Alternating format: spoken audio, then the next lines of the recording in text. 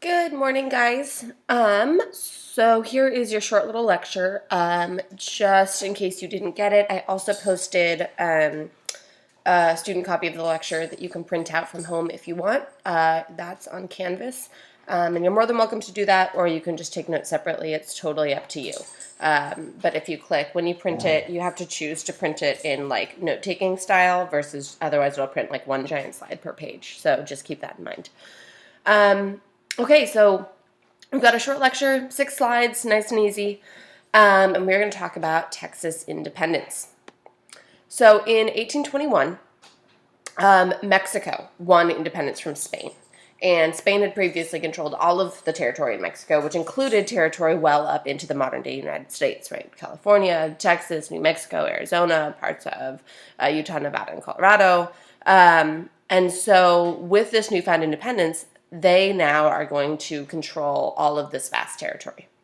Now, the territory from the Gulf of Mexico to the Pacific, and Oregon sort of to Guatemala, are relatively sparsely populated, right? They're more of the borderlands, and therefore it's pretty difficult to defend. Mexico doesn't quite have enough people living in that territory to really fully populate it and be able to defend it from other people.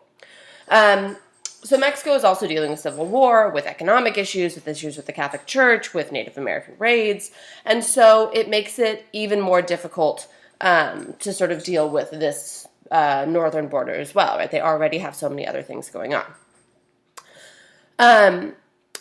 Additionally, what's going to make this more complicated is when we start seeing American expansion begin expanding into and towards their territories, that's going to complicate things even more for them. And so that's part of why they're going to kind of choose some of the decisions that we'll see here in a little bit. So some of the reasons that lead us to Texas deciding to revolt. During the 1820s, Anglo-American trappers, traders, and settlers had all been drifting into Mexico's far northern provinces. Santa Fe, for example, was a major trading post, and Mexico is hungry for American business. They want to trade, right? They want to continue to populate that area. The more people there, the easier it will be to defend, and things like that. So they kind of encouraged the trade, and they encouraged settlement to a certain extent. So Texas in particular is going to attract a flood of American settlement. And the Mexican government encourages this. They want to populate the area. They want to develop the Northern Territory. And so they offer land sales at a very cheap price, at about 10 cents per acre. This is where we're going to start seeing a lot of major development in Texas. So Stephen F. Austin, for example, will immigrate out to Texas and develop a thriving settlement that will become Austin, Texas. And we see farmers pouring over the border to buy up this cheap land that also happens to be very good for farming. Most migrants to Texas from America were Southerners focused on growing cotton with slaves. So we have a lot of cotton farmers who are bringing slaves with them into the new Texas territory. By 1835, we have 30,000 Americans living in Texas, most of them cotton farmers, most of them bringing slaves with them as well. And we're going to start to see some serious assimilation problems. Americans are not Catholic, right? They don't speak Spanish, and so we're going to have some major issues there. Again, most migrants are focused on growing cotton.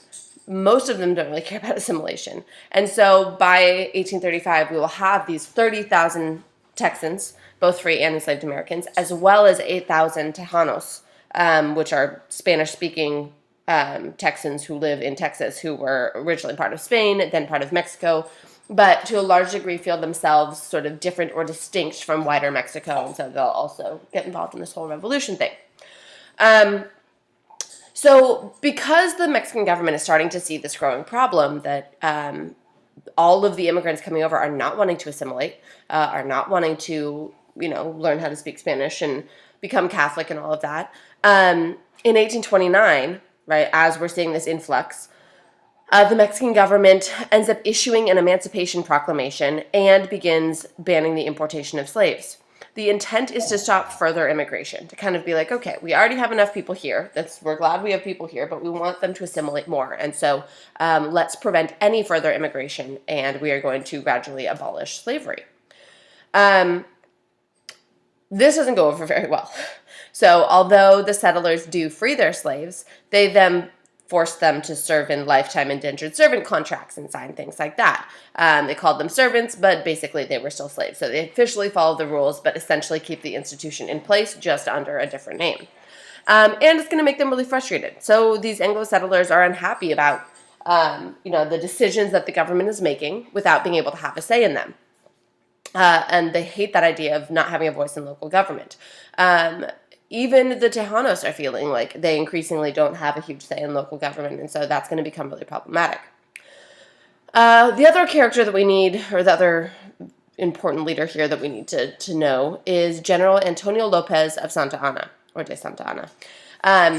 And Santa Anna is a very conservative, centralist, and Catholic military leader in Mexico, and he's going to seize power and concentrate authority in Mexico. And he sort of is of the belief that Mexico isn't quite ready for democracy, and instead, Mexico should be ruled by a dictatorship in which he rules. So all of this unrest is intensifying with the stopping of immigration from the United States to Mexico, with duties and taxes being placed on anything being exchanged, with no more slaves being allowed. The unrest is growing and growing and growing.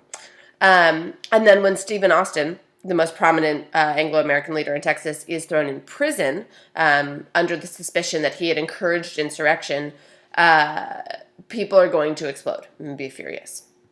So this brings us to the War for Texas Independence. Between 1829 and 1832, a series of Mexican presidents had been killed in a series of coups. So we'd had one president, they were killed, another president, they were killed. And Santa Anna had a hand in each of these events, right? He's attempting to bolster his power and seize power. The Mexican Republic becomes heavily divided because of that. And so it's really divided into two factions: the conservatives, who were for a centralized monarchical government, and the liberals, who were for a democratic federal government. In the presidential election of 1833, General Santa Anna runs as a liberal and wins, which is very counterintuitive. Now, he's definitely a conservative and is definitely more for monarchy, but he will run as a liberal, pretend he wants democracy, and he wins the election. Soon after, Santa Anna retires to his hacienda and allows his vice president, Valentin Gomez Farias, to run the country. The government initiated drastic liberal reforms, essentially angering conservatives.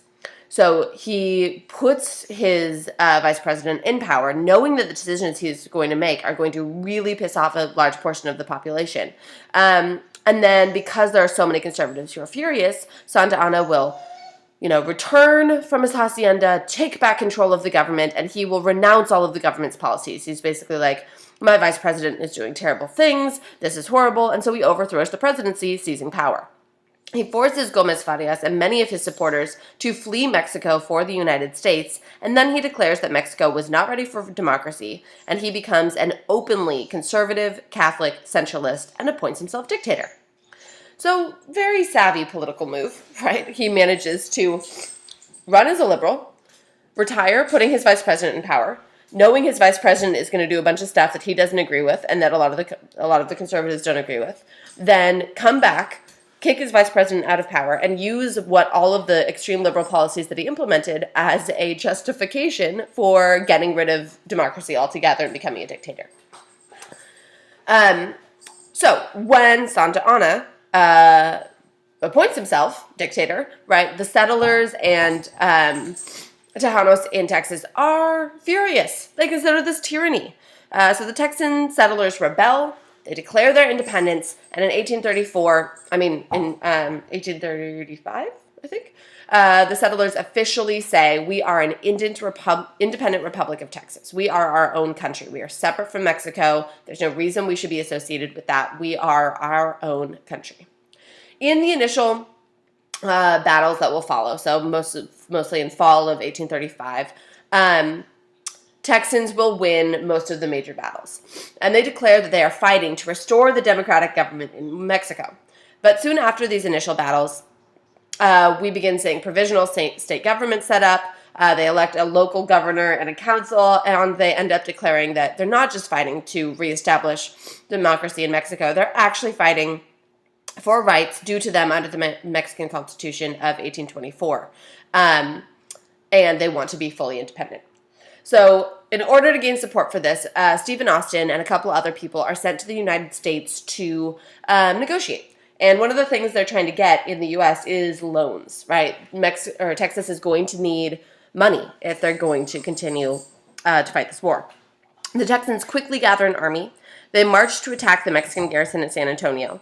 And in December, a volunteer force led by a man named Ben defeats a large chunk of the Mexican army, forces them to surrender, and then forces them to retreat south across the Rio Grande. Bandit, shush. Shush. He's so needy right now. And that is going to be seen as a major victory initially. Now, in 1836, the tide is going to turn a little bit. So Santa Anna is furious with this rebellion. He wants complete control over the country, and he's like, you can't just decide to leave, right? This is not how this works. America isn't allowed to move in here and then just say, actually, it's ours now because we have so many people here. So determined to take back Texas, Santa Anna is going to send his army up. And in February of 1836, Santa Anna arrives on the outskirts of San Antonio with 6,000 well-organized and well-provisioned troops. Now, fighting to protect San Antonio are a group of rebels that include a variety of American immigrants, including a Tennessee frontiersman known as Davy Crockett, who ends up being a very famous frontier guy.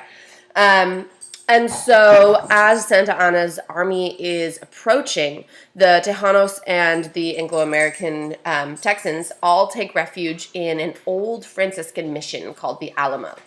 So this is where we get the Alamo. Santa Anna attempts to break in and destroy the Alamo, and wave after wave of attack hits the Alamo over a 13-day period. And finally, the Mexican army breaks through and kills all 187 defenders who were in the Alamo. But they held them off for 13 days. On March 6th, the Alamo falls. Everyone is killed, including Davy Crockett and James Bowie, who was another Georgia-born famous sort of frontier pioneer. And so the Alamo falls. But again, this is sort of harkened to this amazing, sacrifice of liberty and defense, and all of these people are giving their lives after pushing back this horrible army. And even though everyone dies, they last for 13 days and they hold their place and they all die for their freedom and for their country. Next, we have the Goliad Massacre. So this comes very shortly after the Alamo, right? If we're looking at this here. The Alamo's in February of 1836. The Goliad Massacre is early March of 1836. So after the Declaration of Independence, basically saying we are an independent nation, right? We're the independent Republic of Texas. We are separate from Mexico. Mexican forces will surround the town of Goliad, and they capture 365 Texans. Now, following orders from Santa Anna, the Mexican army ends up firing at all 365 surrendered prisoners of war and executes them. They're executed as pirates. Now, this has some really intense ramifications, right? The reason people surrender during battle is because surrender is supposed to mean your life, right? You become a prisoner of war. So the idea is the battle is lost, we are surrendering, and the surrender means, yes, you win and we keep our lives, right? You are then taken as a prisoner of war. You're not killed. If you're going to be killed, you might as well just keep fighting to the death and force them to execute all of you through fighting. But surrender always means you're taken as a prisoner of war. It should not mean that you're killed. And so the fact that the Texans who surrendered were then massacred is not going to go over well. What that means for the rest of the Texans fighting is that surrender equals death. So there's no point in ever surrendering, right? The Texans are not only determined to resist because of the anger over Goliad, because of the anger over the fact that their surrendered comrades were massacred, but also because if you do surrender, what does that say, right? If you're never going to, because you know that that's just going to mean death. You're just going to be killed anyway. So you might as well get killed fighting to protect your land rather than get killed kneeling in place after surrendering. And so we see this sort of become this much larger struggle and much more deeply ingrained. And so this brings us to the end of the war. So the army, the Texas Army, led by Sam Houston, is going to increase daily as volunteers both from Texas and from the United States come to aid in the Texas Revolution. We have people flowing in, particularly from the south of the U.S., to come join and aid in the War of Texas Independence. Houston will have slightly more than 900 men under his command when he will end up camping at San Jacinto. And this is opposite of Santa Anna's force of about 1,300 soldiers. So we've got about 900 men versus 13,000 men, or 1,300, not 13,000, 1,300. Now, Santa Anna had actually failed to post guards around his camp, thinking that there's no way that the Texas Army had that many people. And so the Texans, shouting the battle cry of "Remember the Alamo, remember Goliad," will storm in and attack Santa Anna's forces on April 21st of 1836. And they very soundly defeat Santa Anna and his forces. They completely surprise the Mexican army, killed, wound, or capture most of Santa Anna's troops in a relatively brief battle. The Texans suffer only 9 dead and 30 wounded, one of whom was Sam Houston, who was shot in the ankle. Santa Anna is captured the next day, and his capture essentially marks the end of the revolution. So on May 14th, Santa Anna will sign the Treaty of Velasco, in which he agrees to order the Mexican troops still in Texas to retreat south of the Rio Grande and to persuade the Mexican government to accept the independence of Texas. Right? So he's basically like, okay, I will bring my troops back to Mexico. I will convince the Mexican government, of which I am the head, to accept independence here. But by the time he gets back to Mexico, he doesn't succeed in that, and Mexico will refuse to acknowledge Texas independence. They say, we are not acknowledging that you're your own country. You still belong to us, but they make no real serious effort to regain control. Essentially, by refusing to acknowledge it, it sort of leaves the door open for them to try to retake it once they're stronger or have more people or decide that's a good idea. But it's sort of like, okay, let's leave it alone for now, and we'll come back and fight again later if need be. Now, meanwhile, Texans elect Sam Houston as the first president of the Republic of Texas, and, of course, Sam Houston, the town of Houston, Texas, is named after him, and to secure recognition from the United States and eventually from several major European countries. And so in 1837, the U.S. will recognize the independence of the Lone Star Republic, or of Texas. Now, Texas is one of the only states to enter the Union which had previously existed as an independent nation. Hawaii will be the other major one, right? They were their own country until European conquerors came in. But Texas was fully declared their own republic before they enter. So they're going to hang out as their own country for like 8 years-ish. Until the United States is going to start discussing annexing Texas. And that's going to be a huge ordeal as we get into the 1840s. And the war to take Texas into the United States will have huge ramifications for the Civil War. And we'll talk about that later this week. But just know that, right, we have this little brief time period where Texans had fought for their independence. They remain independent. And as we are dealing with other issues at home, right, as we begin expanding out west, like we'll talk about, as we begin moving across the prairie, as we start seeing the lead up to the gold rush, and slavery still existing and spreading in the South, all of these things will be happening at the same time. As Texas being independent, and then we will discuss later how Texas becomes a U.S. state. All right, guys, have a wonderful rest of your weekend, or if you're doing this on Sunday night, I will see you guys sometime next week on Monday. Bye.